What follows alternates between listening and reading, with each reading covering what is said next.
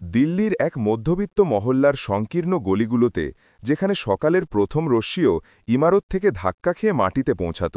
রমেশের দিন শুরু হতো সূর্য ওঠার অনেক আগে।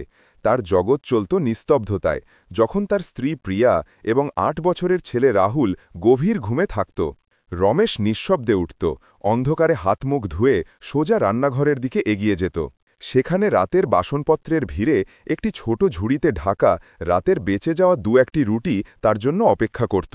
রমেশের জন্য এটা একটা নিয়ম হয়ে গিয়েছিল, এমন একটি অভ্যাস যা প্রিয়ার মনে হাজারো প্রশ্নের একটি জঙ্গল তৈরি করে দিয়েছিল। সে প্রতিদিন কোনো অভিযোগ ছাড়াই সেই ঠান্ডা বাসি রুটি আচারের একটি ছোট টুকরোর সাথে খেত। তার মুখে না কোনো বিরক্তি থাকত, না কোনো রাগ। এমন মনে হতো যেন সে পৃথিবীর সবচেয়ে সুস্বাদু খাবার খাচ্ছে। প্রিয়া প্রায়শই ঘুমের ভান করত, কিন্তু তার আধা খোলা চোখ দিয়ে সে সব দেখত। সে দেখত কিভাবে তার স্বামী, যে কিনা গরম গরম পরোটার ভক্ত ছিল, এখন শুকনো রুটি খেয়ে কাজে বেরিয়ে যেত। প্রথম দিকে প্রিয়ার মনে হল যে হয়তো এটা ১-২ দিনের ব্যাপার, হতে পারে রমেশের সকাল সকাল ভারী প্রাতরাশ করতে ইচ্ছে করছে না। সে পরের দিন সকালে তাড়াতাড়ি উঠে তার জন্য টাটকা আলুর পরোটা বানাল। রান্নাঘরে ঘিয়ের গন্ধ ছড়াল, তখন তার মনে হল যে আজ রমেশ খুশি হবে। কিন্তু যখন সে পরোটার থালা রমেশের সামনে রাখল, তখন সে কেবল একটা হালকা হাসির সাথে সেটা সরিয়ে দিল। প্রিয়া, অনেক দেরি হয়ে যাচ্ছে, সে ধীরে বলল, আমি এই রুটিকেই খেয়ে নেব, তুমি আর রাহুল খেয়ে নিও। সেদিন প্রিয়ার মন ভেঙে গেল। এটা শুধু একটি পরোটার কথা ছিল না, এটা ছিল তার ভালোবাসার, তার পরিশ্রমের প্রতি অসম্মানের কথা। দিন কাটতে লাগল, সপ্তাহ পেরোল এবং তারপর মাস। রমেশের অভ্যাস বদলাল না। প্রিয়ার মন সন্দেহ আর দুশ্চিন্তার ভারে দোপতে লাগল। সে প্রতিদিন টাটকা খাবার বানাত এবং প্রতিদিন রমেশ সেটাকে এড়িয়ে বাসি রুটি বেছে নিত। এবার প্রিয়ার মনে নানা ধরনের চিন্তা আসতে লাগল। রমেশ কি আমার ওপর রাগ করেছে? আমার হাতের খাবারে কি এখন সেই আগের স্বাদ নেই? নাকি ব্যাপারটা অন্য কিছু? মহল্লার কিছু মহিলার কথা তার কানে বাজতে লাগল। আরে বোন, পুরুষদের কি, বাইরে মুখ মারতে শুরু করলে ঘরের খাবার বিষ লাগে। এই চিন্তা একটি বিষাক্ত কাঁটার মতো তার হৃদয় বিঁধত। রমেশের জীবনে কি অন্য কেউ এসেছে? সে কি টাকা অন্য কোথাও ওড়াচ্ছে? তাই কি বাড়িতে এত কৃপণতা করছে? রমেশ একটি ছোট স্টিলের কারখানায় সুপারভাইজার ছিল। মাইনে এমন ছিল যে সংসার মোটামুটি চলে যেত। কিন্তু গত কয়েক মাস ধরে প্রিয়া বাড়িতে অদ্ভুত এক আর্থিক টানাপোড়েন অনুভব করেছিল। রমেশ এখন ছোট ছোট জিনিসের জন্য মানা করতে শুরু করেছিল। রাহুল যখন একটি নতুন ক্রিকেট ব্যাটের বায়না ধরল, তখন রমেশ তাকে এটা বলে এড়িয়ে দিল যে পুরনোটা তো এখনও একদম ঠিক আছে। প্রিয়া যখন বাড়ির জন্য নতুন চাদর কেনার কথা বলল, তখন সে বলল যে এখনও কিছু মাস চলে যাবে। এই সব প্রিয়ার সন্দেহকে আরও গভীর করছিল। একদিকে বাসি রুটি খাওয়া, অন্যদিকে বাড়িতে টাকার অভাব। তার বিশ্বাস হতে লাগল যে ডালে নিশ্চয়ই কিছু কালো আছে। সে তার স্বামীকে চিনত, সে কখনোই এত কৃপণ ছিল না। সে তো সব সময় বলত, প্রিয়া, তুমি আর রাহুল আমার জগৎ। তোমাদের খুশির জন্য আমি সবকিছু করতে পারি। তাহলে এখন কি হলো? কোন সেই বাধ্যবাধকতা ছিল যা তাকে এতটা বদলে দিচ্ছিল? একদিন যখন বাড়িওয়ালা শর্মাজি ভাড়া নিতে এলেন, তখন প্রিয়ার সন্দেহ আরও দৃঢ় হল। রমেশ শর্মাজির কাছে ভাড়া দেওয়ার জন্য ২ দিনের সময় চাইল। শর্মাজি বিড়বিড় করতে করতে চলে গেলেন। রমেশবাবু, প্রতি মাসের একই নাটক, সময়মতো ভাড়া দেবেন, আমাদেরও নিজেদের সংসার চালাতে হয়। প্রিয়ার জন্য এটা অসহ্য ছিল। তার স্বামী, যে সবসময় নিজের সম্মানকে সবার উপরে রাখত, আজ ভাড়ার জন্য সময় চাইছে এবং সকালে বাসি রুটি খাচ্ছে। সেই রাতে যখন রমেশ কাজ থেকে ফিরল, তখন প্রিয়া সাহস করে তাকে জিজ্ঞেস করেই ফেলল, শুনুন, বাড়িতে সব ঠিক আছে তো? আপনাকে আজকাল কিছুটা চিন্তিত লাগছে। রমেশ একটা গভীর শ্বাস নিল, মুখে একটা মিথ্যে হাসি আঁকল এবং বলল, আরে না প্রিয়া, কিছু না, কেবল কাজের চাপটা একটু বেশি, তুমি চিন্তা করো না, সব ঠিক আছে। তার এই এড়িয়ে যাওয়ার ভঙ্গি প্রিয়ার হৃদয়ে আরও একটি আঘাত দিল। তার মনে হল যে রমেশ তার থেকে কিছু খুব বড় জিনিস লুকাচ্ছে। সে এখন আর অন্ধকারে থাকতে পারত না। সে ঠিক করল যে সে এই রহস্যের খোঁজ নিয়েই ছাড়বে। পরের দিন সকালে বরাবরের মতো রমেশ তাড়াতাড়ি উঠল। সে বাসি রুটি খেল, তার পুরনো টিফিন বক্স নিল এবং দরজার দিকে এগিয়ে গেল। কিন্তু আজ কিছু আলাদা ছিল। আজ প্রিয়াও তার পিছু পিছু নিঃশব্দে তৈরি হয়ে গিয়েছিল। যেমনই রমেশ গলির মোড়ে ঘুরল, প্রিয়া তার মাথাটা একটা ওড়না দিয়ে ঢাকল এবং একটি নিরাপদ দূরত্ব রেখে তার পিছনে চলতে লাগল। তার বুক জোরে জোরে ধুকধুক করছিল, তার ভয়ও লাগছিল এবং সত্য জানার অস্থিরতাও ছিল। সে ভাবছিল যে রমেশ তার কারখানার দিকে যাবে, যা শহরের শিল্পাঞ্চলে ছিল। কিন্তু রমেশ বাসস্টপ থেকে কারখানায় যাবার বাস ধরল না। এর পরিবর্তে সে অন্য একটি বাসে উঠল, যা শহরের অন্য অংশের দিকে যাচ্ছিল, পুরনো শহরের দিকে, যেখানে বিখ্যাত মহাকাল মন্দির ছিল। প্রিয়ার মন ডুবে গেল। কারখানার জায়গায় মন্দির! সকাল সকাল তার মনে খারাপ চিন্তার ঝড় উঠল। সে তাড়াতাড়ি একটি অটোতে বসল এবং ড্রাইভারকে সেই বাসের পিছু নিতে বলল। তার সারা শরীর কাঁপছিল। তার মনে হল যে আজ তার সব প্রশ্নের উত্তর সে পেয়ে যাবে। কিন্তু তার এই ভয়ও ছিল যে সত্য সামনে আসবে হয়তো তা তাকে ভেঙে দেবে। বাসটি মন্দিরের কাছের স্টপেজে থামল। রমেশ নামল এবং ভিড়ে হারিয়ে যেতে লাগল। প্রিয়া অটোওয়ালাকে টাকা দিল এবং দ্রুত তার পিছনে ছুটল। সে দেখল যে রমেশ মন্দিরের সিঁড়ির দিকে এগিয়ে যাচ্ছে। প্রিয়া একটি থামের পিছনে লুকিয়ে পড়ল, নিজের শ্বাস-প্রশ্বাস নিয়ন্ত্রণে রাখার চেষ্টা করতে করতে। সে দেখছিল যে তার স্বামী কি করে। কিন্তু সেদিন রমেশ তার কারখানার দিকে নয়, বরং শহরের পুরনো মন্দিরের দিকে ঘুরে গিয়েছিল। প্রিয়ার হৃদয় কোনো অঘটনের আশঙ্কায় জোরে ধুকধুক করতে লাগল। অবশেষে এই মন্দিরে এমন কী রহস্য লুকিয়েছিল যা তার স্বামীকে এখানে টেনে এনেছিল? প্রিয়ার সন্দেহ কি সত্যি প্রমাণিত হবে, নাকি মন্দিরের বাইরে তাকে এমন এক সত্যের মুখোমুখি হতে হবে যা তার গোটা জগৎকে নাড়িয়ে দেবে? প্রিয়া একটি থামের পিছনে লুকিয়েছিল। তার হৃদয় কোনো অঘটনের আশঙ্কায় ধুকধুক করছিল। তার স্বামী রমেশ, যে প্রতিদিন সকালে বাসি রুটি খেয়ে বাড়ি থেকে বের হতো, আজ তার কারখানার বদলে শহরের বিখ্যাত মহাকাল মন্দিরের বাইরে দাঁড়িয়েছিল। প্রিয়ার মনে সন্দেহের যে ঝড় উঠেছিল তা এবার এক ভয়ঙ্কর সত্য হয়ে সামনে আসতে যাচ্ছিল। অথবা হয়তো সত্যটা তার ভাবনার চেয়ে অনেক বেশি আলাদা, অনেক বেশি গভীর এবং পবিত্র ছিল। প্রিয়া নিজের শ্বাস আটকে নিল। তার চোখ একদৃষ্টে রমেশের দিকে ছিল। তার মনে হল যে রমেশ মন্দিরের ভেতরে দর্শনে যাবে, হয়তো তার কোনো মানত পূরণের জন্য বা কোনো পাপের প্রায়শ্চিত্ত করার জন্য। কিন্তু রমেশ মন্দিরের প্রধান সিঁড়ির দিকে এগোল না। সে বাম দিকে ঘুরে গেল, যেদিকে সাধারণত ভিড় কম থাকত। সে সেই দিকে যাচ্ছিল যেখানে মন্দিরের দেওয়াল ঘেঁষে কিছু অভাবী এবং অসহায় মানুষ বসে থাকত, আশার একটি আলার অপেক্ষায়। প্রিয়ার হৃদয় আরও জোরে ধুকধুক করতে লাগল। সে বুঝতে পারছিল না যে কি ঘটছে। রমেশ সেই লোকেদের পাশ দিয়ে হেঁটে একটি পুরনো বটগাছের নিচে গিয়ে থামল। সেখানে আগেই একটি ছোট কাঠের তক্তা রাখা ছিল, যা দেখে মনে হচ্ছিল যে সেটা প্রতিদিন সেখানেই রাখা হয়। প্রিয়ার বিস্ময়ের কোনো সীমা রইল না যখন রমেশ তার কাঁধে ঝুলানো পুরনো ব্যাগটি নামাল এবং সেটা তক্তার ওপর রাখল। প্রিয়ার বিস্ময়ের কোনো সীমা রইল না যখন রমেশ সেই ব্যাগ থেকে জিনিসপত্র বের করতে শুরু করল। সবার প্রথমে সে একটি ছোট গ্যাস সিলিন্ডার এবং চুলা বের করল। তারপর একটি বড় হাঁড়ি, যাতে হয়তো তরকারি ছিল। তারপর আটার একটি ছোট বস্তা, জলের বোতল এবং একটি তাওয়া। এই সব কী ছিল? রমেশ কি এখানে রান্না করতে এসেছিল? কিন্তু কেন? কার জন্য? প্রিয়া যখন এই প্রশ্নগুলোর মধ্যেই আটকে ছিল, তখনই রমেশ তার কাজ শুরু করে দিল। সে দ্রুত চুলা জ্বালালো, তাওয়া গরম হওয়ার জন্য রাখল এবং পাশে রাখা আটা মাখতে লাগল। তার হাত এত দ্রুততা আর পরিচ্ছন্নতার সাথে চলছিল যেন তার এই কাজের বহু বছরের অভিজ্ঞতা আছে। প্রিয়া কখনো রমেশকে বাড়ির রান্নাঘরে এক গ্লাস জলও নিজে নিয়ে খেতে দেখেনি, আর আজ সে এখানে মন্দিরের বাইরে রাস্তার ধারে বসে রুটি বানাচ্ছিল। যেমনই তাওয়া গরম হল এবং প্রথম গরম গরম রুটি শেকার সুগন্ধ বাতাসে ছড়ালো, মন্দিরের বাইরে বসা অসহায় মানুষগুলোর নজর সেই দিকে উঠল। তাদের মুখে এক চেনা ঝলক ছিল, এক অপেক্ষা ছিল যা এখন শেষ হতে যাচ্ছিল। এক এক করে কিছু বৃদ্ধ, একটি যুবতী মা তার ছোট সন্তানের সাথে এবং কিছু দুর্বল দেখতে লোক ধীরে ধীরে রমেশের সেই ছোট স্টলটির দিকে এগিয়ে যেতে লাগল। এবার প্রিয়ার চোখের সামনে সেই রহস্যটা উন্মোচিত হচ্ছিল, যা তাকে মাস ধরে অস্থির করে রেখেছিল। রমেশ তার টিফিন বক্স খুলল। সেই টিফিন যা প্রিয়া এটা ভেবে প্যাক করত যে এটা তার দুপুরের খাবার। কিন্তু সেই টিফিনে তরকারি এবং স্যালাডের সাথে রাখা কিছু রুটি সে নিজের জন্য রাখেনি। সে টিফিনের সমস্ত খাবার একটি বড় পাত্রে ঢেলে নিল এবং সেগুলোকে ভালোবাসার সাথে সেই লোকেদের পরিবেশন করতে শুরু করে দিল যারা লাইনে দাঁড়িয়েছিল। সে তাজা গরম গরম রুটি সেঁকতে থাকত এবং সবার থালায় দুটি রুটি ও তরকারি রাখতে থাকত। প্রিয়া যেখানে দাঁড়িয়েছিল সেখানেই পাথরের মূর্তির মতো হয়ে গেল। তার কানে তার নিজের সন্দেহের শব্দগুলো বাজছিল। এদের জীবনে কি অন্য কেউ এসেছে? এ কি টাকা অন্য কোথাও ওড়াচ্ছে?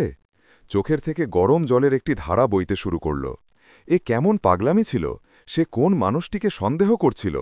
সেই মানুষটি যে কিনা নিজে বাসি রুটি খাচ্ছিল যাতে কিছু ক্ষুধার্ত পেট ভরতে পারে। সেই মানুষটি যে নতুন জামা কাপড় বা ঘরের জিনিসের ওপর টাকা খরচ করছিল না, কারণ সে প্রতিদিন এই অচেনা লোকদের জন্য রেশন কিনত। বাড়িওয়ালার ভাড়া হয়তো সেই কারণেই দেরিতে দেওয়া হয়েছিল, কারণ সেই মাসে কোনো অসুস্থ বৃদ্ধের ওষুধের খরচ এসেছিল।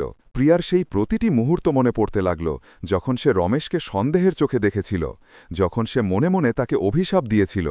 আজ তার নিজের উপর ঘৃণা হচ্ছিল। তার স্বামী কোনো প্রতারক নয়, বরং একজন দেবতা ছিল, যে নীরবে কাউকে না জানিয়ে মানবতার সবচেয়ে বড় পূজা করছিল। সে জগৎকে দেখানোর জন্য মন্দিরের ভেতরে যায়নি, বরং মন্দিরের বাইরে ক্ষুধার্তদের খাবার খাওয়ানোর জন্য বসেছিল, কারণ তার কাছে এটাই ছিল আসল ভক্তি। সে দেখছিল যে রমেশ কেবল খাবার পরিবেশন করছে না, সে সবার সাথে ২-১ মিনিট কথাও বলছে। একজন বৃদ্ধার মাথায় হাঁট বুলিয়ে তার শরীরের খোঁজ নিচ্ছিল, একটি ছোট বাচ্চাকে আদর করে রুটির আরও একটি টুকরো দিচ্ছিল, একজন দুর্বল দেখতে মানুষকে নিজের কাছ থেকে জলের বোতল দিয়ে জল খাওয়াচ্ছিল। তার মুখে এমন এক শান্তি ও সন্তুষ্টি ছিল, যা প্রিয়া মাস ধরে তার মুখে দেখেনি। বাড়িতে সে সবসময় ক্লান্ত আর চুপচাপ থাকত, কিন্তু এখানে এই লোকগুলোর মধ্যে সে প্রাণবন্ত আর খুশি লাগছিল। প্রিয়া নিজের চোখের জল মুছে তার স্বামীর কাছে যাওয়ার জন্য এক কদম এগোতেই যাচ্ছিল, ঠিক তখনই তার নজর দুজনের উপর পড়ল, যারা রমেশের স্টলের দিকে এগিয়ে আসছিল। তারা দুজন হৃষ্টপুষ্ট এবং দেখতে এলাকার গুন্ডা লাগছিল। তাদের মুখে অদ্ভুত এক অহংকার ছিল। তারা সরাসরি রমেশের কাছে পৌঁছাল এবং তার তক্তার ওপর হাত মেরে দাঁড়িয়ে গেল। "কি রে, নতুন ব্যবসা শুরু করেছিস এখানে?" তাদের মধ্যে একজন কর্কশ স্বরে বলল, "এখানে বসার ভাড়া কে দেবে?" রমেশ শান্তভাবে তাদের দিকে তাকালো এবং হাত জোর করে বলল, "ভাই সাব, আমি কোনো ব্যবসা করছি না, কেবল কিছু ক্ষুধার্ত মানুষকে খাবার খাওয়াচ্ছি, ভগবানের নাম নিতে দিন।" "ভগবান পরে," দ্বিতীয়জন বলল, "আগে আমাদের ভাগ বের কর।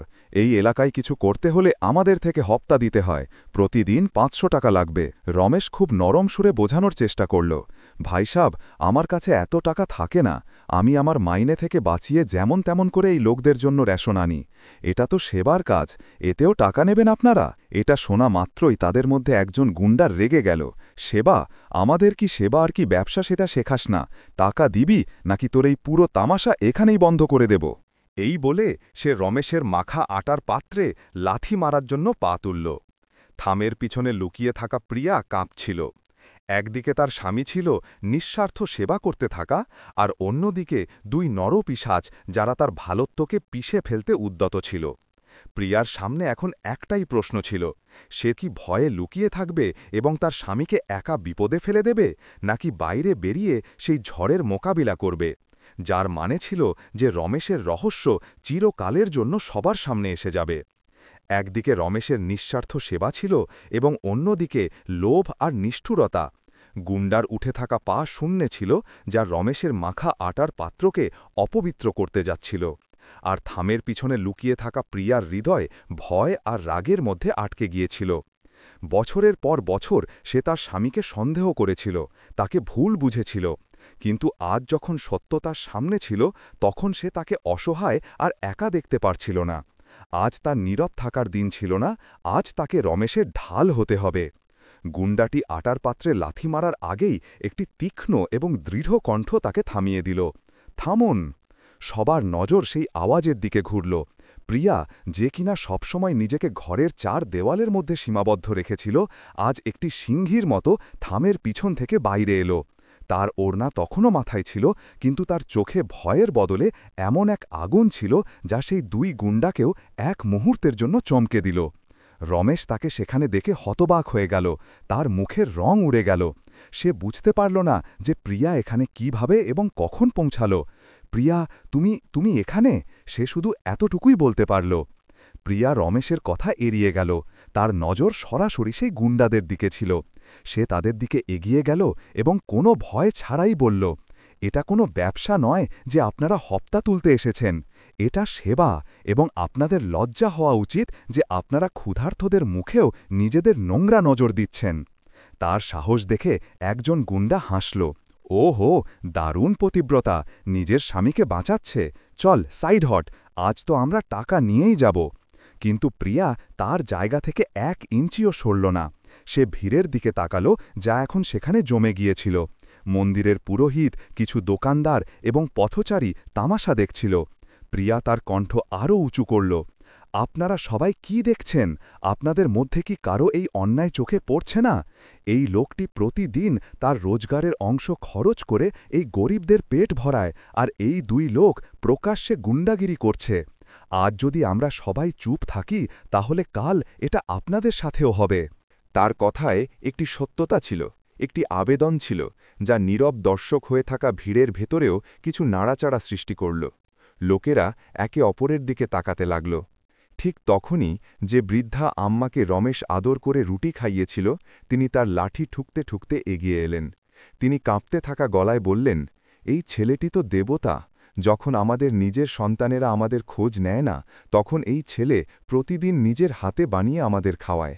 একে কিছু বলো না, পাপ হবে। তার কথা শুনে আরও কিছু লোক এগিয়ে এলো। একজন দোকানদার চিৎকার করে বলল, আমরা রোজ দেখি এদের, সকালে কারখানায় যাওয়ার আগে এখানে আসে। আমরা কখনো এর থেকে 1 পয়সা চাইনি, কারণ এ পুণ্যের কাজ করছে। আপনারা কারা হন হপ্তা চাওয়ার? এখন পরিস্থিতি পাল্টে গিয়েছিল। যে গুন্ডারা এতক্ষণ নিজেদের শক্তির নেশায় চূর ছিল, তারা এখন মানুষের রাগ আর ঐক্যের সামনে নিজেদের একা পেল। তারা বুঝতে পারল যে এখন এখানে তাদের ডাল গলবে না। একজন অন্যজনকে ইশারা করল এবং তারা দুজন ভিড় ঠেলে বিড়বিড় করতে করতে সেখান থেকে পালিয়ে গেল। দেখে নেব তোকে পরে। তারা যেতে যেতে রমেশকে হুমকি দিতে ভুলল না। যেমনই তারা গেল, পুরো ভিড় স্বস্তির নিঃশ্বাস নিল। কিছু লোক প্রিয়ার সাহসের প্রশংসা করল। দিদি, আপনি খুব ভালো কাজ করেছেন। আজ আপনি দেখিয়ে দিলেন যে একজন নারী যখন নিজের সম্মানের জন্য দাঁড়ায়, তখন কেউ তার কিছু করতে পারে না। প্রিয়া সবাইকে হাত জোর করে ধন্যবাদ জানাল, কিন্তু তার চোখ শুধু রমেশকে খুঁজছিল। রমেশ তখনও অবাক হয়ে দাঁড়িয়েছিল। তার হাতে রুটি বানানোর বেলন ছিল আর মুখে শত শত প্রশ্ন। প্রিয়া ধীরে ধীরে তার কাছে গেল। দুজনের চোখ মিলল। রমেশের চোখে ছিল লজ্জা, নিজের রহস্য ফাঁস হয়ে যাওয়ার ভয়, আর প্রিয়ার চোখে ছিল সম্মান, ভালোবাসা এবং নিজের করা কাজের জন্য অনুতাপের অশ্রু। কেউ কিছু বলল না। নীরবতাতেই সব প্রশ্নের উত্তর দিয়ে দিল। প্রিয়া রমেশের হাত থেকে বেলনটি নিল, সেটা তক্তান উপর রাখল এবং তারপর কিছু না বলে তার পাশে বসে রুটি সেকাতে সাহায্য করতে লাগল। রমেশ তাকে থামানোর চেষ্টা করল। প্রিয়া, তোমার এইসব করার দরকার নেই। প্রিয়া তার চোখের দিকে তাকিয়ে বলল, দরকার আছে। আজ পর্যন্ত আপনি এই পুণ্য একা অর্জন করেছেন, এখন আমারও এর একটু অংশ চাই। তার কণ্ঠে এমন সত্যতা আর সমর্পণ ছিল যে রমেশ আর কিছু বলতে পারল না। সেই দিন প্রথমবার সেই ছোট স্টলে 2টি হাত কাজ করছিল।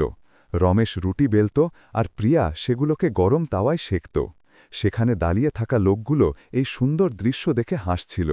স্বামী স্ত্রীর সম্পর্ক শুধু সংসার চালানোর নয়, বরং একে অপরের স্বপ্ন এবং সেবার অবলম্বন হওয়ারও হয়। আজ প্রিয়া তার স্বামীর সেই সবচেয়ে বড় রহস্যকে কেবল গ্রহণই করেনি, বরং তার অংশও হয়ে গিয়েছিল। যখন শেষ ক্ষুধার্ত মানুষটিও খাবার খেয়ে নিল এবং তাদের আশীর্বাদ দিয়ে চলে গেল, তখন রমেশ আর প্রিয়া নিজেদের জিনিসপত্র গোছাতে শুরু করল। এখন তাদের মধ্যে কোনো পর্দা ছিল না, কোনো রহস্য ছিল না। বাড়ি ফেরার পথে রমেশ সাহস করে জিজ্ঞেস করল, তুমি জানতে পারলে কি করে? প্রিয়া একটি গভীর শ্বাস নিল এবং তাকে তার সন্দেহের গল্প থেকে শুরু করে তার পিছু নেওয়া পর্যন্ত সব সত্যি সত্যি বলে দিল। সে কাঁদতে কাঁদতে তার স্বামীর কাছে ক্ষমা চাইল। আমাকে ক্ষমা করে দিন, আমি কত বোকা ছিলাম। আমি আপনাকে সন্দেহ করতে থাকলাম, যখন কিনা আপনি এত মহান কাজ করছিলেন। আপনি আমাকে বললেন না কেন? রমেশ তার হাত নিজের হাতে নিল এবং ভালোবাসার সাথে চাপ দিল। আমি তোমাকে বিরক্ত করতে চাইনি প্রিয়া, ঘরের খরচ এমনিতেই কষ্টে শেষ হয়। আমি যদি তোমাকে এটা বলতাম, তাহলে তুমি নিজেকে বা রাহুলের প্রয়োজনগুলো কমিয়ে দিতে। আমি এটা চাইনি, এটা আমার লড়াই ছিল, আমার সংকল্প ছিল। কিছু বছর আগে আমি নিজের চোখের সামনে একজন গরিব মানুষকে ক্ষুধায় মারা যেতে দেখেছিলাম। সেই দিনই আমি প্রতিজ্ঞা করেছিলাম যে আমি আমার রোজগারের একটি অংশ ক্ষুধার্তদের খাওয়ানোর জন্য লাগাবো, চাই আমাকে নিজে বাঁশি রুটিই কেন না খেতে হোক। এই কথা শুনে প্রিয়ার চোখ থেকে অশ্রু আরও দ্রুত বইতে লাগল। তার স্বামী শুধু একজন স্বামী ছিল না, সে একজন সাধু ছিল। বাড়ি পৌঁছে সেই দিন প্রিয়া তার আলমারি খুলল এবং তার বিয়ের সবচেয়ে দামি 2টি শাড়ি বের করল, যা সে কোনো বিশেষ মুহূর্তের জন্য যত্ন করে রেখেছিল। পরের দিন সে সেই শাড়ি 2টি বিক্রি করে দিল এবং সেই টাকা হাতে নিয়ে সে এক নতুন সংকল্পের সাথে তার সামনে দাঁড়াল। রমেশের চোখেই প্রশ্ন ছিল যে প্রিয়া এই টাকার কি করতে চলেছে। প্রিয়া রমেশের চোখের দিকে তাকিয়ে হেসে বলল, এই টাকা সেই শাড়িগুলোর, যা হয়তো আলমারিতে পড়ে পড়ে পুরনো হয়ে যেত, কিন্তু এখন এই টাকা কারো পেটের আগুন নেভানোর কাজে আসবে।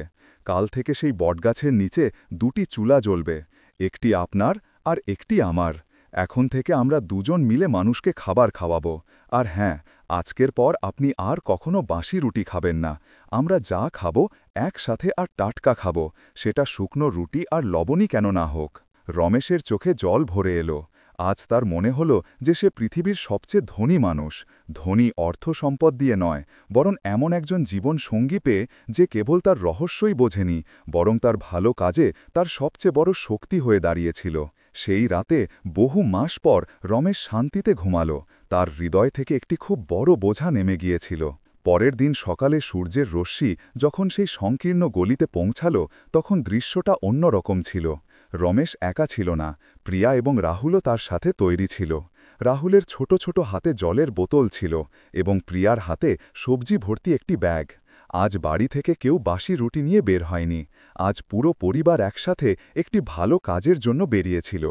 যখন তারা মন্দিরের কাছে পৌঁছাল, তখন তারা দেখল যে গতকালের ঘটনার পর মহল্লার কিছু দোকানদার এবং লোক আগেই সেখানে তাদের জন্য অপেক্ষা করছিল। গতকাল প্রিয়ার সাহস এবং রমেশের সেবার গল্প পুরো এলাকার গভীর প্রভাব ফেলেছিল। শর্মাজি, সেই বাড়িওয়ালা যিনি গতকাল পর্যন্ত ভাড়ার জন্য খোঁটা দিচ্ছিলেন, আজ হাতে আটার একটি বড় বস্তা নিয়ে দাঁড়িয়েছিলেন। রমেশবাবু, তিনি লজ্জিত স্বরে বললেন, আমাকে ক্ষমা করে দেবেন, আমি তো আপনাকে কৃপণ আর অসৎ ভাবছিলাম, কিন্তু আপনি তো দেবতা বের হলেন। এটা আমার পক্ষ থেকে একটি ছোট ভেট। আজ থেকে এই সেবায় আমারও কিছু অবদান মনে করবেন। এটা দেখে অন্য দোকানদারেরাও এগিয়ে এলো। সবজিওয়ালা সবজির একটি ঝুড়ি এগিয়ে দিল আর দুধওয়ালা দুধের একটি বড় কৌটো। দেখতে দেখতে রমেশের সেই ছোট তক্তার পাশে রেশনের স্তূপ জমে গেল। যে কাজ রমেশ একা লুকিয়ে করছিল, আজ তা পুরো সমাজের একটি সম্মিলিত যজ্ঞ হয়ে উঠেছিল। মানুষের চোখে রমেশ এবং প্রিয়ার জন্য অসীম সম্মান ছিল। সেই দিন বটগাছের নিচে কেবল রুটি আর তরকারি নয়, বরং ক্ষীরও তৈরি হল। প্রিয়া এবং মহল্লার কিছু মহিলা মিলে রান্না করল এবং রমেশ, রাহুল ও বাকি লোকেরা ভালোবাসার সাথে পরিবেশন করল। 100-এরও বেশি ক্ষুধার্ত মানুষ সেই দিন পেট ভরে খাবার খেল। তাদের মুখে যে সন্তুষ্টি আর খুশি ছিল, তা যেন কোনো ধন সম্পদের চেয়ে বেশি ছিল। রাহুলও তার ছোট ছোট হাত দিয়ে লোকেদের জল খাওয়াচ্ছিল এবং তার মুখে এমন এক ঔজ্জ্বল্য ছিল যা কোনো দামি খেলনা থেকেও আসতে পারত না। সে আজ জীবনের সবচেয়ে বড় শিক্ষা শিখেছিল, দেওয়ার আনন্দ পাওয়ার আনন্দের চেয়ে অনেক বেশি হয়। এবার এটা প্রতিদিনের নিয়ম হয়ে গেল। রমেশের সকালের সেবা এখন একটি সামাজিক রান্নাঘরে বদলে গিয়েছিল, যাকে সবাই প্রিয়া মেসের রান্নাঘর নামে জানতে শুরু করেছিল। কারখানার মালিক যখন এই কথা জানতে পারলেন, তখন তিনি কেবল রমেশের মানেই বাড়াননি, বরং তার সকালের সেবায় যাতে কোনো বাধা না আসে সেই জন্য তাকে কাজে 1 ঘণ্টা দেরি করে আসার অনুমতিও দিয়ে দিলেন। রমেশ আর প্রিয়ার জীবন পাল্টে গিয়েছিল। বাড়িতে এখন টাকার অভাব ছিল না, কারণ যখন আপনি অন্যদের জন্য কিছু ভালো করেন, তখন মহাবিশ্ব আপনার জন্য নিজের দরজা খুলে দেয়। কিন্তু সবচেয়ে বড় পরিবর্তন তাদের সম্পর্কে এসেছিল। তাদের প্রেম এখন আরও গভীর হয়ে গিয়েছিল। তাদের বিশ্বাস অটুট হয়ে গিয়েছিল। তারা এখন কেবল স্বামী স্ত্রী ছিল না, বরং একই পথে চলা সহযাত্রী ছিল, যাদের লক্ষ্য এক ছিল, মানবতার সেবা। একদিন যখন তারা দুজন নিজেদের রান্নাঘরে খাবার পরিবেশন করছিল, প্রিয়া দেখল যে রমেশ তাকে দেখে হাসছে। কি হলো, এভাবে হাসছেন কেন? প্রিয়া জিজ্ঞাসা করল। রমেশ বলল, আমি শুধু ভাবছিলাম যে একটি বাঁশি রুটি আমাদের সম্পর্কে কত বড় ফাটল তৈরি করে দিয়েছিল। আমার ভয় ছিল যে যেদিন তুমি সত্যিটা জানতে পারবে, তুমি আমাকে ঘৃণা করবে, কিন্তু তুমি তো। প্রিয়া তার কথা মাঝখানেই কেটে দিল। সেই বাঁশি রুটি আমাদের সম্পর্কে ফাটল তৈরি করেনি, সে রমেশের হাত ধরে বলল, বরং সেই শুকনো রুটির পিছনে লুকিয়ে থাকা আপনার ত্যাগ আর ভালোবাসা আমাদের সম্পর্ককে ইস্পাতের মতো মজবুত করে দিয়েছে। আমার গর্ব হয় যে আমি আপনার স্ত্রী। তাদের এই গল্প এখন শুধু তাদের মহল্লার মধ্যে সীমাবদ্ধ রইল না, এটা ভালোত্বের এমন একটি উদাহরণ হয়ে গেল যা প্রতিটি শ্রোতাকে অনুপ্রেরণা দিত। এই গল্প ছিল ত্যাগের, বিশ্বাসের এবং সেই নিঃস্বার্থ প্রেমের যা যে কোনো মুশকিলকে পার করতে পারে। রমেশ যে বীজ একা পুঁতেছিল, আজ তা একটি ঘন গাছ হয়ে উঠেছিল, যার ছায়ায় না জানি কত অভাবী মানুষ শান্তি পাচ্ছিল। তো বন্ধুরা, এই ছিল রমেশ আর প্রিয়ার গল্প। এমন একটি গল্প যা আমাদের শেখায় যে সত্যিকারের সম্পর্ক সন্দেহের ওপর নয়, বরং একে অপরের না বলা স্বপ্নগুলোকে বোঝা এবং সেগুলোকে সম্মান করার ওপর টিকে থাকে। কখনো কখনো যা আমাদের কাছে প্রতারণা বা কৃপণতা মনে হয়, তার পেছনে এমন এক মহান ত্যাগ লুকিয়ে থাকতে পারে যা আমরা কল্পনাও করতে পারি না। যদি এই গল্প আপনার হৃদয় স্পর্শ করে থাকে, তবে এই ভিডিওটি লাইক করুন, নিজের বন্ধু এবং পরিবারের সাথে শেয়ার করুন এবং আমাদের চ্যানেল সাবস্ক্রাইব করতে ভুলবেন না, যাতে আমরা আপনাদের কাছে এমন অনুপ্রেরণামূলক গল্প পৌঁছে দিতে থাকি। আর এবার যেতে যেতে আপনাদের জন্য একটি প্রশ্ন: সম্পর্কে সন্দেহের একটি দেওয়াল কি ভালোবাসা ও ত্যাগের একটি ইট ভাঙা যেতে পারে? নিজের মতামত নিচে কমেন্টসে আমাদের অবশ্যই জানান। আমরা আপনার উত্তরের অপেক্ষায় থাকব।